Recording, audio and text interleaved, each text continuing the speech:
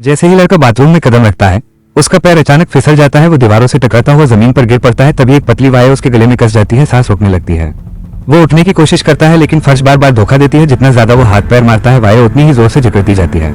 उधर बाहर उसके पापा कुर्सी पर गहरी नींद में सो रहे हैं। घुटनों हद पार कर चुकी थी, उसकी आंखें लाल पड़ने लगती हैं। आखिरी ताकत जुटाकर वो पास पड़ी कैंची की तरफ हाथ बढ़ाता है। वो कैंची तक हाथ बढ़ाना चाहता था, लेकिन उसका पकड़ना अब लगभग नामुमकिन हो चुका था। हाथ पैर बेकाबू होकर ऐसे चल रहे थे जैसे जिंदगी की डोर आखिरी छोर पर हो। उधर किचन में उसकी पत्नी शांति से बर्तन धो रही थी। तभी अचानक बर्तनों के पास से एक काली परछाई सड़क गई। वो घबरा गई, चारों ओर नजर बढ़ाई। उसकी आंखें सीधे बाथरूम के दरवाजे पर टिक गई। कैंची उसकी पहुंच में थी, लेकिन पकड़ पाना अब नामुमकिन था। हाथ पैर बेकाबू होकर आखिरी सांसों की तरह चलने लगे। उधर किचन में उसकी पत्नी बर्तन धो रही थी। अचानक पास से एक काली परछाई गुजरी। वो डरकर बाथरूम की ओर देखती है, लेकिन अंदर पूरी तरह सन्नाटा था। उसे अब भी कुछ साफ समझ नहीं आ रहा था। वो माचिस की तिल्ली जलाती है और गैस को फिर से ऑन करती है। गर्म पानी का एक घूंट जैसे ही वो पीने लगती है, अचानक फिर एक काली परछाई उसकी आंखों के सामने से गुजर जाती है। इस बार डर इतना ज्यादा होता है कि उसके हाथ से बर्तन फिसलकर जमीन पर गिर पड़ता है। दिल तेज धड़कने लगता है। वो खुद को समझाती है शायद ये सिर्फ मेरा भ्रम है।